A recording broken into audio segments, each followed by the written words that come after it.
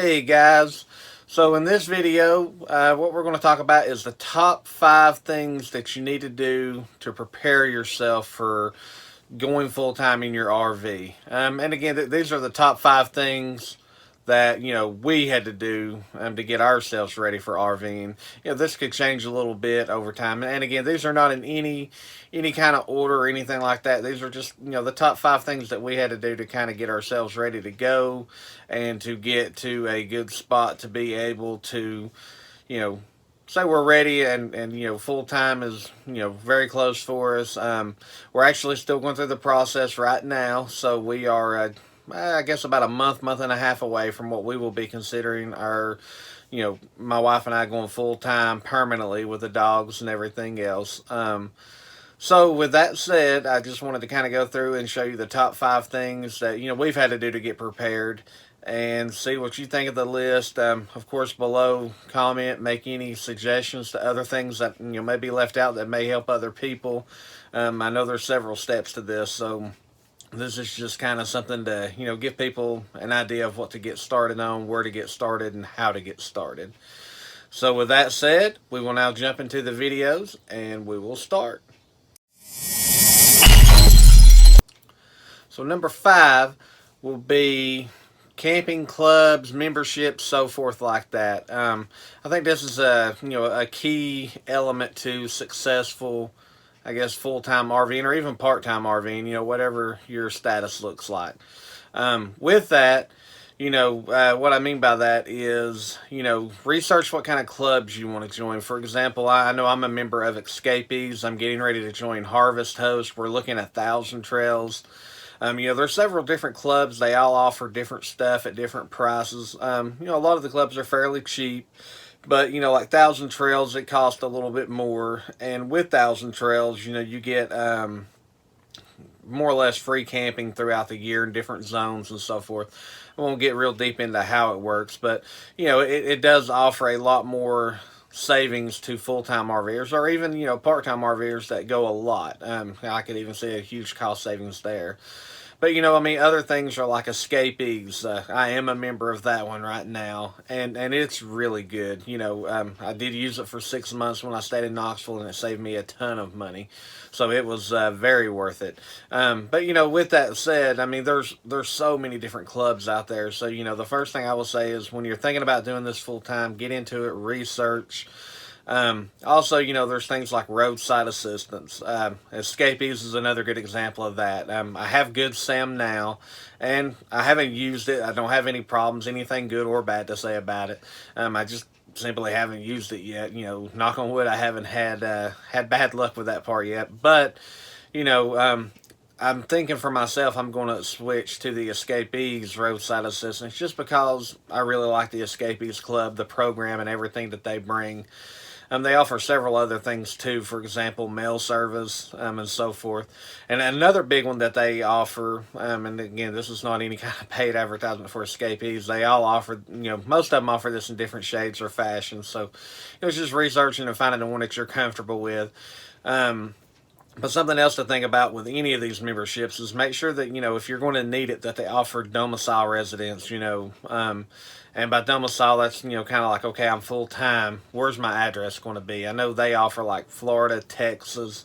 There's a couple other places, I think North or South Dakota, one of those. But a couple other places too, and always, kind of say, okay, look at the states that are really favorable towards this. For me, I'm in Tennessee, and we will have an address that we can use here as our full time address, so we're set to go. But as soon as we don't want to use this address anymore, for me, I would prefer at this point probably Florida. And they have no income tax, no state income tax, so that's very helpful. And also I'm a huge Disney fan, so I think that it will help out a lot with that as well. So getting I guess you get an in-state discount, if you live in the state. So having the domicile there would help with that. But I think that's very important. Also, other things I would say, depending on what kind of RV you get, whether it's a Class A, B, looking at the brands, join like the Thor Motor Clubs, stuff like that. you know, I know, and I mentioned Thor because we have a Thor, so I am a member of the Thor forums, the Thor Motor Club, and so forth. You get a lot of good information, helpful advice going through that. So, that's why I throw that out there, and say definitely try that. And then the other thing with these memberships and all these roadside assistance, different RV clubs, I would say, is as you're getting ready to go full time, um, if you do a easy membership like Escapees, I think it's $40 a year, so very cheap. Go rent an RV before you buy anything. Try it out. Go down and check it out, see if you like it, see what you think. And again, it's for whatever club you decide to join. There's like I said, there's several of them, but the weekend, trying to go out and rent one, go out on a weekend or something like that. It gives you an opportunity to really get a taste and a flavor for it. So that's something that I like. But so I think for number 5, I mean that kind of wraps it up. But it's just kind of research, see what kind of memberships you like, see what's going to fit up with how you want to get into this lifestyle, whether it's part time or full time, it doesn't matter. But just see how it lines up for you and what club fits best for you. And with that, now we will move on to the next one. And now on to number 4. So topic number 4 is include your family and friends in your decision. I've done a little bit, talked about this some in a video, but a lot of times when you kind of tell your friends and family you might go full-time RVing, you'll get a very mixed reaction depending on who you're talking to. Some people will say, "Hey, that's great. That sounds awesome. I hope you enjoy it." And some people kind of, like, "Wow, that's kind of weird. I don't know why you would want to do that." But I think it's good, and that's what I've tried to do as well. Is include my friends, family early, and let them know what we're doing, what our intentions are, why we're wanting to do it. To try to get them on board, even if they're not. And at the end of the day, if they're not, hey, okay, so be it. They're not. Don't let that change your plans. You do what's right for you in your situation. But it is a whole lot easier if you get buy-in from your friends and family. And a couple of things, like I say, starting to talk to them early in the process about it. Let them help you get to that end goal. A lot of times that gets them kind of behind your plans as well. I know in our case, friends and family have helped us get our house ready to sell. They have, helped us with our daughters, getting them set up for, staying here in the area by themselves, getting used to that. So it's good to get them included, get them going. And another thing is kind of bring them into the journey. Either stay connected on if you do Facebook or Instagram or even in this venue with YouTube, which is kind of the reason that I started this channel initially. Was to keep my family involved, let them know what we're doing, where we're at, what we're seeing, let them be part of the journey with us. I think that will help out a lot, and I do think it's helped out a lot. I think with my family, it's definitely helped out. It's kind of gotten them into what we're doing, and even my daughter yesterday, my youngest daughter was saying, hey, I can't wait to start to see the videos of where you all are going and what you see, and so forth. And then the other thing is, invite your family sometimes. My parents are coming down to Florida hopefully in January, and we're planning a week or two at Disney. And we'll hopefully stay in the RV. They're going to be able to bring down their dog, which is named Charlie, which was one of the puppies from my puppies. So they will get to come down. They'll get to stay. We'll have a fun Disney trip, and they will be part of this RV journey with us. And hope to have some video of that and so forth as well when we get there. Looking very forward to it. Love Disney. So that's kind of some advice about getting your family pulled in, your friends pulled in, and like I say, just keep them in a loop, keep them involved. And at the end of the day, even the naysayers is what I have found have finally kind of jumped into it. The once they seen, hey, this is what I was going to do. They kind of bought into the plan, and I think that'll work out well for most people. And again, if they don't, hey, okay, they don't. You tried. It is what it is. So that will be number 4. And with that said, now we will move on to the next one. So for number 3, which we are on now, I've kind of combined work and health insurance together. So I know this is a heavy topic for full-time RVers, looking for remote work. I myself, I am a remote computer programmer. I do SQL databases, SQL work reporting, lots of other stuff. But, I have the flexibility at this current point that I'm a remote consultant. I'm very happy with my role, and very very lucky to be able to do this, and that helps me to go full time RV. Obviously, I will have to get around the internet hurdle, which I think I've got that figured out. And I'll talk about that in a later video.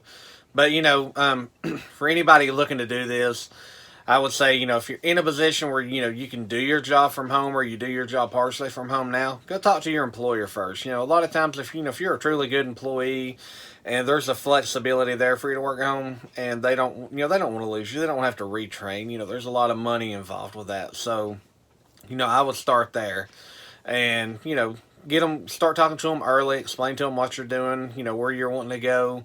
And, hopefully a lot of times they will budge on that. The overall, to me, the workforce is shifting to more of a remote workforce. And honestly, from what I've seen, most of your remote people are more productive because they don't lose the drive in, drive out time. A lot of times that just starts the day off in a frustration. So being able to get up and, for me, walk to the front of the RV and start working at my computer station, it relieves a lot of stress that, a lot of people have driving back and forth. So, but that's the first step. Definitely talk to your employer, see if you can't work something out. And with that, your health insurance, hopefully, if they offer health insurance, will be resolved from that. If not, there is a ton of work amping jobs, is what they call them. You can work at these parks you stay in. I know like Amazon offers some work amping jobs, seasonal stuff. There's stuff all over the place. Flex Jobs is another good place where I think a lot of people are finding a lot of good work. That's something that I plan on signing up for myself. And, so there is a ton of stuff out there. So, if you're willing to make it happen, you can. And no matter what your skill set, there's something that you can find. Even if it's, going from temporary services through the different states that you're in, if you have to earn some money or whatever the case may be. Another good example, if you can grow a YouTube channel or grow a vlog or something like that, that can be a decent source of income as well.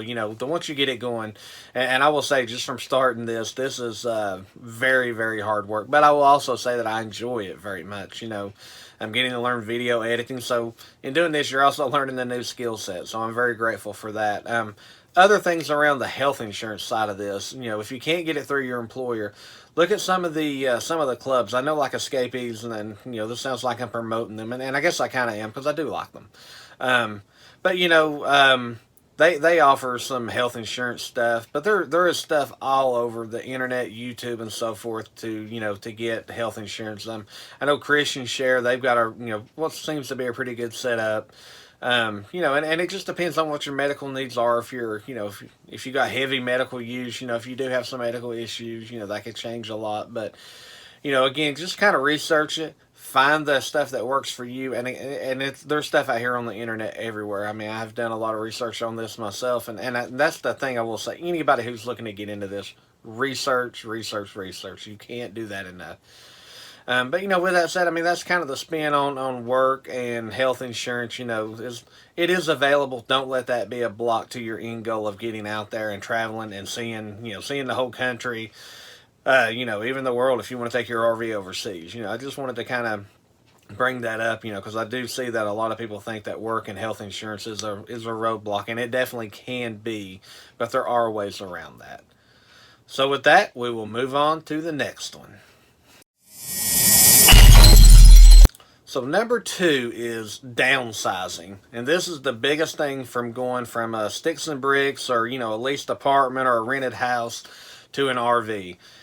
So right now we are going through the process of downsizing, and we are we're giving our daughters a lot of stuff as they move into their new place. And then we're taking all of our stuff and kind of pricing it as we go, storing it in our basement. And we're planning on yard sales for a couple of weeks where we're going to try to move all the stuff that you just accumulate in sticks and bricks. And honestly, I'm going to imagine you do the same thing when you're full-time RVing, and you probably got to, start limiting stuff because you get full. But downsizing is key to RVing, and to me, I think this is a benefit of RVing. If you live in we're going from a 2,600 square foot house down to about a 250 square foot RV. And the house is just such a big upkeep. So downsizing like this, I think is going to help us out. It's just when I was living in this for 6 months, it was a whole lot less to take care of than our big house. So looking very forward to that. But there's thing. I mean, if you own your home or whatever you live in at that point, just getting that took care of. So we're getting ready to put our house up for sale. We're hoping within the next 2 to 3 weeks to actually have it on the market. So that is our next big thing. We've got a car to sell. That's another piece of our downsizing. So if anybody's interested in a 2016 BMW 328 X Drive, I will have one for sale. Very nice car, but the problem is it can't be flat towed. So I'm looking for something that can be flat towed to pull behind the RV. So with that said, there's a whole lot of downsizing. Having yard sales, kind of getting stuff done there. Um, you know, just kind of get a plan together, know how you want to get stuff done. And then even in your RV, and I will tell you, these RVs have a ton of storage. Even ours, we've got a 25-foot Class A RV. It's just the thorax is 24.1, and there's a video where I show everything about it. But this thing has so much storage, even for a smaller, RV. So, there's, you can store a bunch of stuff, but it also is a good chance to get rid of stuff that you don't need. So downsizing is key. Having a plan. Take that yard sale money and consider that money, towards you funding your going full time. Whether it be towards tolls that you're going to have to pay, or just RV maintenance or whatever the case may be. Use that to kind of get yourself set up and in a good place to go forward. But keep, when you're going to go full time, start your downsizing process as fast as you can and find you a storage area. This is what I have found helps us, is to find an area where you want to put the stuff you're going to sell, and don't put anything in that area unless it's marked to sell. I think that helps out a lot because you're not having to go back and move stuff twice. So as you store it there, put whatever you're going to sell it for, and then get it done. And whatever you don't sell, I mean, all this stuff, take it and donate it. Take it, if you got blankets and stuff, take it to your local animal shelters, your homeless shelters, anything. What you don't have, what you're seeing as junk could be somebody else's treasure. It could make somebody else's day. So that is our plan. Any kind of blankets or anything we got left like that, we plan on taking to either the animal shelter, homeless shelter, Salvation Army. After a couple of weeks of trying to sell it, if it doesn't, then just donate it and let somebody else enjoy it, because you can't take it with you anyway. So, there's definitely nothing wrong with helping the next person out, and it could go to somebody who really needs it and could really get them through a day. So, I think that's important. Kind of pay it forward. But with that said, we will now move on to the next one and the last. All right, and so the last step, or at least the number one thing that I listed on here to get yourself from sticks and bricks or whatever your situation is now to full time, is to choose your RV. To me, that's number one, because that's the most critical thing to getting into this. And you may already have your RV, and if you do, then disregard. You're many steps ahead of a lot of people. I know when we decided this, we did not have an RV, and I had done about a year's worth of research to find this one. And even since then, I have found, hey, I really kind of wish I would have went with this one or that one, or, this one has something in it that I want. So that's the first thing I will say. There is no perfect RV. You have to be able to compromise some. Nothing has everything. And then you just kind of build out to what you're looking for and what you want. I went back and forth between getting a Class A or a pull behind. And with that, I ended up going with the Class A just because I didn't want to have to fork out all the money for the big pull behind. But at the end of the day, I mean, a lot of times you're paying about the same thing. So, it ends up to being just what you're comfortable with and everything else. And what you may be comfortable with may be totally different than what I'm comfortable with. So, do what's right for you and your situation. And don't let nobody try to push you into something that you do not want to do. Then you get into the whole, do you want something bigger, something smaller? They've got massive, massive RVs. They've got RVs that are bigger than houses that I've lived in. For me, I did not want that, but the next person may, and there's nothing wrong with that. Just whatever it looks like for you and whatever you can afford. We wanted something smaller. We got this Class A. I think we paid right around $65,000 to $70,000 for it, and we've been very happy with it so far. And like I say, I have used this for 6 months of full time living, and it did great. No complaints with it really. And again, there's things I wanted to change on it. And there's things I have changed on it. I changed out our ceiling fans to go back and forth. There's videos on that. I added roof vent covers, and that was a great add. There's just little knick-knack stuff that I've changed that I've showed throughout different videos, different upgrades and stuff like that. But at the end of the day, this RV does what it's supposed to do. It's comfortable and it's set well for us. Somebody else may not be able to live in this small of a space. They may need a little bit more, and that's their thing. I'm cool with that. I will say, the bigger the RV, you do start getting restricted at some parks, and that was another reason why I kind of went with a smaller one. So, especially when you get into national parks and state parks, they tend to have more of a size restriction. So that's why I know, eventually we will get another one. If we really like this and we go for it after 3 or 4 years, then I plan on upgrading to something else, and I will go a little bit bigger. I'd probably go with anywhere between a 28 and 30 foot RV. For me personally, I will try to avoid anything over 30, just because I know you kind of can run into some roadblocks after that. Not saying that it's a big deal. It's just sometimes you got to rethink stuff from different videos that I've seen from people I've watched on YouTube. So that's why I kind of avoid that. But other than that, get what you want, get what makes you happy. Research it again. That's the key thing that I can say. Is just research it and make sure you get what makes you happy. But I made this number one because this is the whole foundation to moving forward with full time RVing. If you're not happy with the RV that you got, then you're probably not going to like this lifestyle, no matter how it works out. So, get it and make it your own. Do what you want to with it.